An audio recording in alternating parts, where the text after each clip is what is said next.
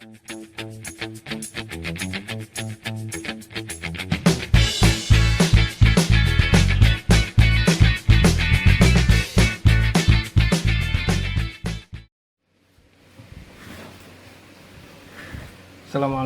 warahmatullahi wabarakatuh. Berjumpa kembali dengan pratamakomputer.com. Video ini kami tujukan buat rekan-rekan yang masih tahap awal bergerak di bidang laptop. Seperti di pengantar video ini, terutama untuk bongkar pasang casing. Nah, di video ini saya coba berbagi secara singkat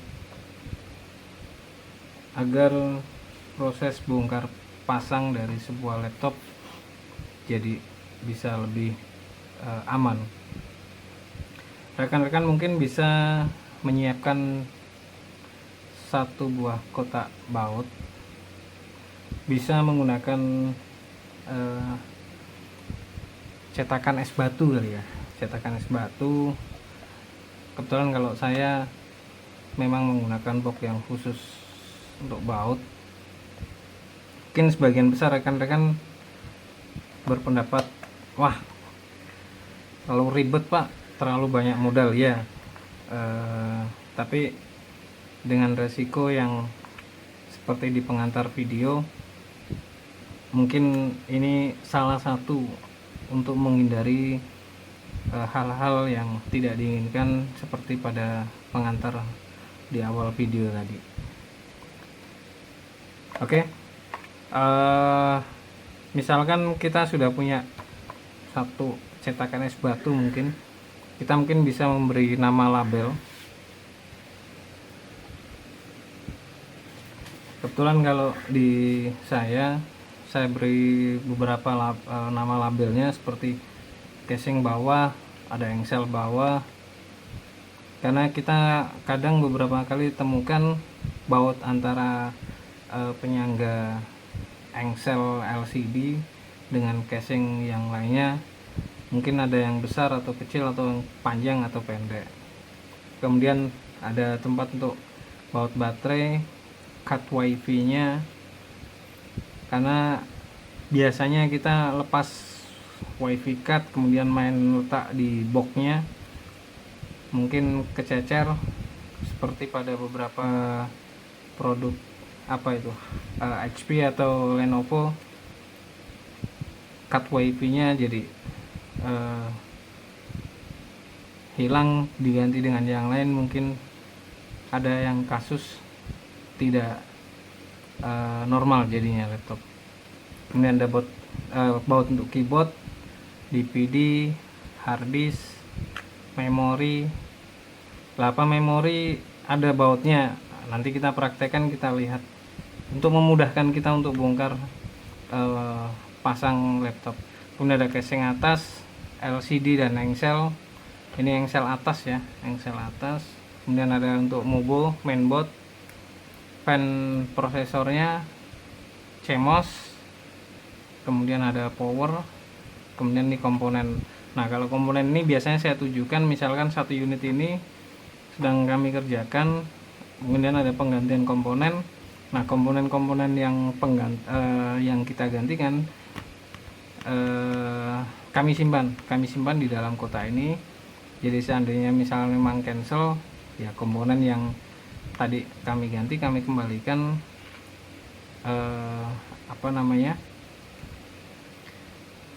seperti sebelumnya, jadi komponennya tidak tercecer.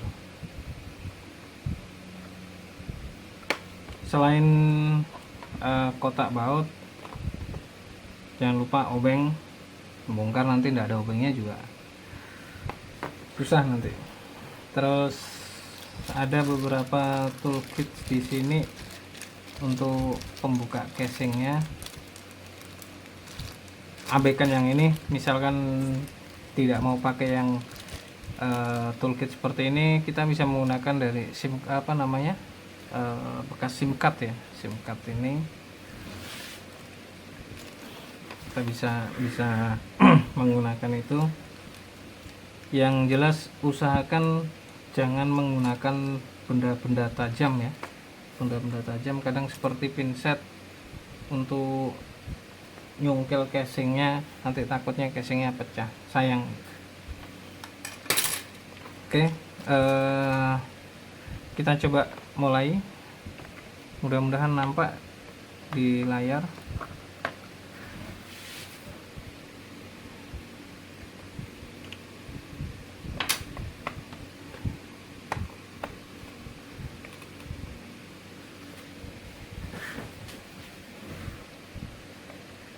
Jika ada baterai yang bisa dilepas, kita usahakan lepas dulu sumber dayanya. Nah, di sini adalah apa namanya, baut-baut. Posisikan atau tempatkan pada boxnya ya, sesuai dengan yang kita bongkar, dengan harapan misalkan saya yang bongkar, kemudian besok ada yang rakit bukan saya, mungkin rekan yang lain, saya rasa tidak kesulitan karena sudah di kotak-kotakan ya. Kita buka dulu. Di sini saya kategorikan untuk sebagai engsel ya. Kebetulan untuk Acer tipe ini bautnya nampaknya sama semua, cuma saya biasanya memberikan training ke teman-teman satu tim untuk membiasakan lihat posisinya seperti ini. Misalkan engsel ya, kita tempatkan di engsel meskipun ini bautnya sama semua, biar nantinya ketemu tipe-tipe yang lain akan terbiasa, oh ini bagian engsel. Ini untuk casing bawah.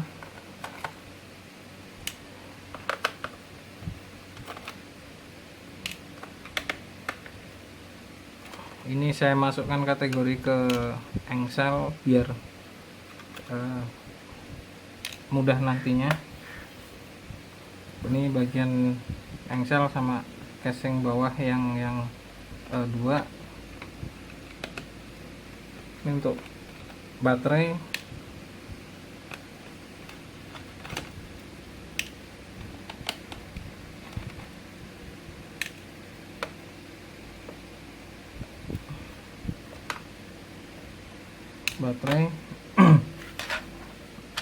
Magnet ini takutnya misalnya pas kita bongkar bautnya tidak bisa lepas, mungkin kita bisa bantuan pakai magnet ya. Ini sudah.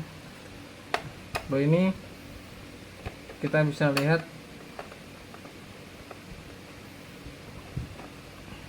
setelah kita buka di DVD, kita melihat ternyata memang ini baut DVD. Kita tempatkan di DVD seperti ini DVD-nya. Kemudian lah kenapa kok apa namanya tidak ditempatkan di casing bawah ya, kembali lagi biar tidak tertukar-tukar, karena terkadang beberapa tipe di sini ada baut untuk casing atas untuk di DVD-nya ya. Oke, kita lanjut.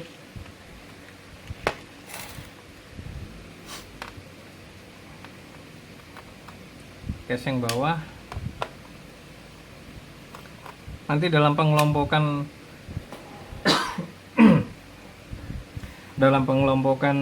nama-namanya itu tergantung dari masing-masing, kira-kira enaknya seperti apa. Biar nah contoh misalkan seperti ini ya, seperti ini kita tadi buka bautnya ada 3, 1 2 3 ya. Kemudian yang bawah ini ternyata tidak ada bautnya. Jadi nanti pada saat kita masang kembali ya, sini tadi ada 1 2, kemudian 3 4 5, yang sini kosong. Jadi kalau misalkan customer kita komplain, loh kok bautnya kurang, dengan metode seperti ini kita tidak mungkin bautnya kurang atau lebih, karena memang sudah diplot-plot. Oh, ini untuk casing bawah jumlahnya sekian, meskipun lubangnya ada sekian, berarti memang dari awal bautnya kurang. Seperti ini. Mungkin dari awal memang bautnya sudah kurang.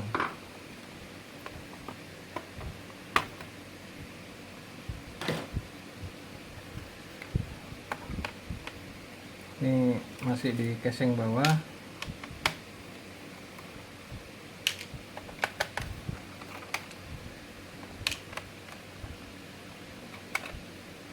Nah, terkadang mungkin kita beberapa kali temukan ya. Biasanya kan main kalau kita bongkar, kita gabungkan jadi satu. Yang repot adalah seperti ini, misalkan ini apa namanya, kalau ini mungkin masih agak enak ya, ada kodenya, mungkin ini ada bautnya. Tapi terkadang beberapa model tidak ada kode-kode seperti ini, makanya metode seperti ini buat saya lebih efektif. Oke, nah ini ada bautnya, misalnya ya ada bautnya. Ini saya masukkan kemana, apakah ke casing bawah atau ke memori? Saya masukkan ke memori. Kenapa? Pada saat nanti dipasang lagi, kan tadi di sini kurang satu ya, terus tiba-tiba memori saya pasangkan di sini, jadi yang di sini nanti kosong kan. Jadi tidak seperti semula. Nah, ini memori, karena ini blok memori, saya masukkan ke memori. Kemudian ini ada cut wifi nya, ini wifi, saya masukkan ke wifi nya. Nah, ini biar tidak tercecer cutnya. Harddisknya saya lepas dulu. Nah, di sini di belakangnya ada baut satu. Ini lokasinya saya letakkan di harddisk karena memang bloknya blok harddisk. Nah, kemudian di sini ada satu baut lagi, kita bisa tempatkan di wifi, kategori di blok wifi.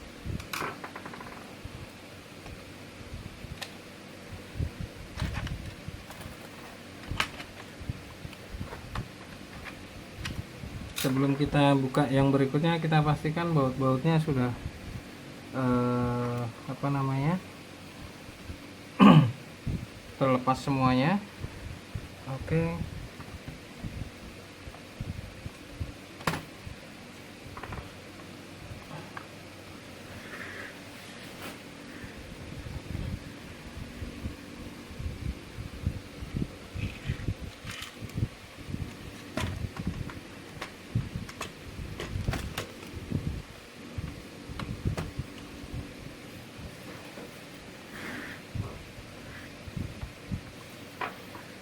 Kemudian untuk melepas keyboard, jika apa namanya, tadi saya melarang untuk pinset untuk pembukaan casing, ini apa namanya, untuk bodi yang plastiknya ini ya, karena rentan pecah atau mungkin cacat.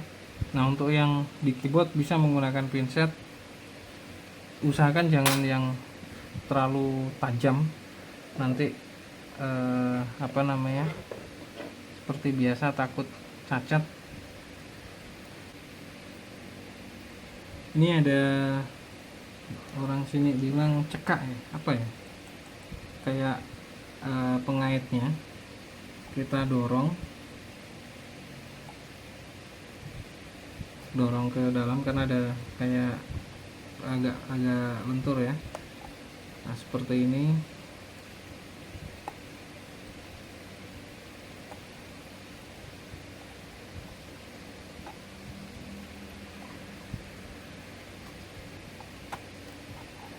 Nah, setelah udah bisa diungkit seperti ini, yang tepi-tepi tinggal kita dorong.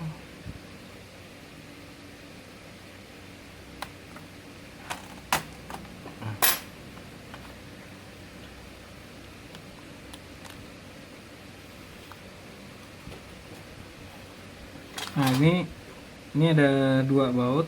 Ini adalah casing atas ya, casing atas.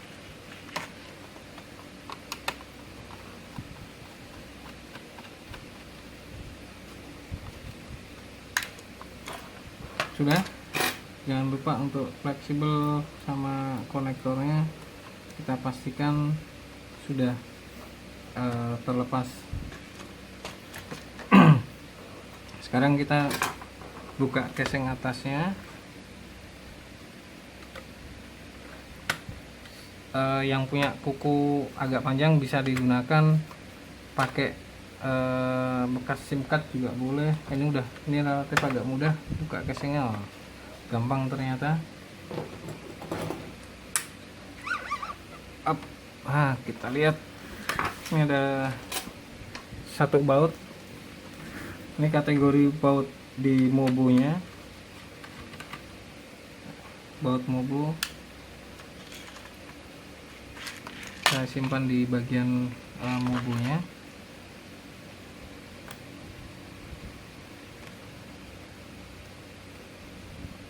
Ini baut mobo juga ada dua di sini. Mobo ya, satu ada tanda panah di sini, 1, 2. Saya rasa di mainboard sudah tidak ada. Fleksibel LCD nya. Oke,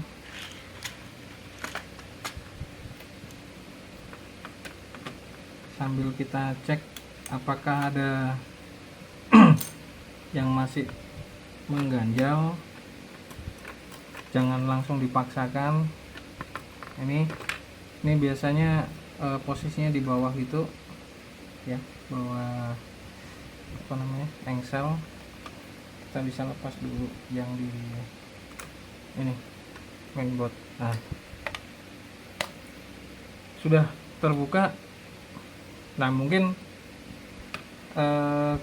seperti ini fan prosesor misalkan. Kalau kita pengen buka, tinggal kita buka, kita masukkan ke di bagian fan prosesor. Kadang kita ketemu, kita buka ini ternyata lepas ya, lepas. Daripada hilang nantinya, bisa masukkan ke fan prosesor. Kemudian CMOS kadang yang pakai solder, kita main lepas kemudian lupa letakkan kemana, hilang, akhirnya nambahkan lagi, beli lagi CMOS-nya. Terus kemudian ada beberapa tipe, kayak mungkin di 4349, 4739 mungkin on off nya itu, powernya itu kan ada satu baut. Kalau untuk penguat dari switch on off nya, nah itu bisa kita masukkan ke power misalkan. Nah, ini LCD sama engsel. Kita misal mau bongkar yang di sini, ini engsel yang bagian atas tadi saya bilang. Kalau yang bawah tadi yang engsel bawah, ini yang bagian atas. Terus kita misal mau bongkar LCD nya yang ini, bautnya biar tidak ketuker sama yang lain, kita masukkan ke LCD nya.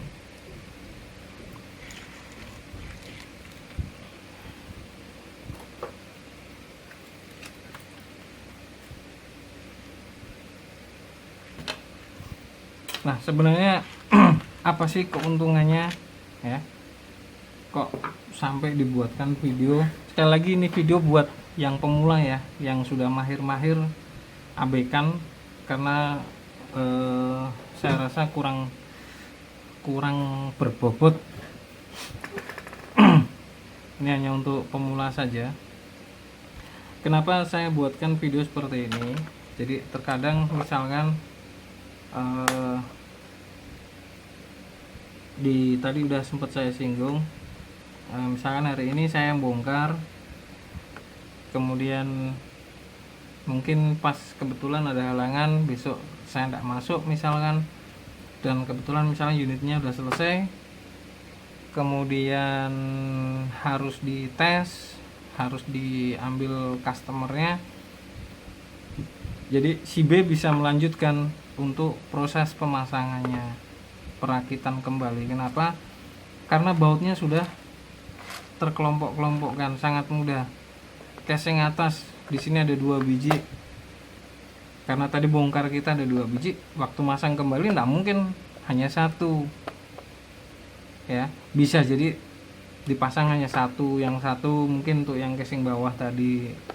Cuma jadi tidak seperti di awal, atau mungkin memori yang tadi bilang satu, yang satu bonus untuk celengan misalkan. Guru ya, usahakan ya apa yang kita bongkar, nah itu yang kita kembalikan.